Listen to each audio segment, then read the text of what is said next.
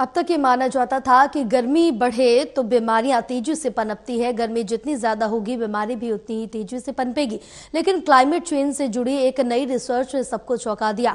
America की एक team ने लैब में जब हीट वेव को कृत्रिम रूप से दोहराया तो नतीजे हैरान करने वाले थे। रिसर्च के मुताबिक हीट वेव या तो बीमारी फैलाने वाले पैरासाइट्स की संख्या बढ़ा सकती है या उन्हें पूरी तरह खत्म भी कर सकती है। यानी गर्मी में संक्रमण का खतरा निश्चित नहीं है। ये इस बात पर निर्भर करता है कि हीट वेव कितनी लंबी चलती है और तापमान कितना अधिक होता है। ये रिसर्च प्रतिष्ठित जर्नल PLOS क्लाइमेट में बुधवार को पब्लिश की गई थी, जहां वैज्ञानिकों ने पानी में रहने वाले छोटे पैरासाइट्स और उनके होस्ट जैसे मछलियां या अन्य जीवों को एक कंट्रोल्ड लैब में रखा और कृत्रिम हीट वेव क्रिएट की।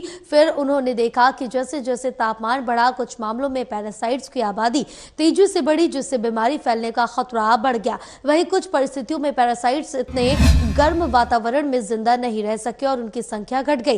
रिसर्चर्स के मुताबिक अगर तापमान थोड़ा बढ़े और हीट वेव कम समय के लिए हो तो ये पैरासाइट्स के लिए सर्वाइवल बूस्टर का काम करता है। लेकिन जब हीट वेव ज्यादा समय तक चले और तापमान अधिक हो जाए तो ये खुद पैरासाइट्स के लिए भी डेड जोन बन जाता है। इसका सीधा मतलब है कि जलवायु परिवर्तन की हर स्थिति में बीमारी बढ़ेगी, ये जरूरी नहीं है। इसके प्रभाव बहुत लोकल और कंडीशन डिपेंडेंट हो सकते हैं। रिपोर्ट बताती है कि मच्छरों जैसे वेक्टर बॉर्न रोगों पर यही सिद्धांत लागू हो सकता है। जैसे कुछ इलाकों में डेंगू और मलेरिया का जोखिम बढ़ सकता है, वहीं कहीं और इतनी गर्मी हो सकती है कि मच्छरों का जीवन चक्र ही टूट जाए और बीमारी ना फैले। ये रिसर्च सिर्फ एक बायोलॉजिकल स्टडी नहीं बल्कि ग्लोबल हेल्थ अलर्ट भी है। इसका मतलब है कि हेल्थ पॉलिसी बनाते वक्त सिर्फ गर्मी बढ़ेगी मतलब बीमारी बढ़ेगी वाली सोच से कम नहीं चलेगा और इलाज का तरीका बदलना होगा। अब जरूरत है हाइपर लोकल डेटा और temperature pattern based medical response की।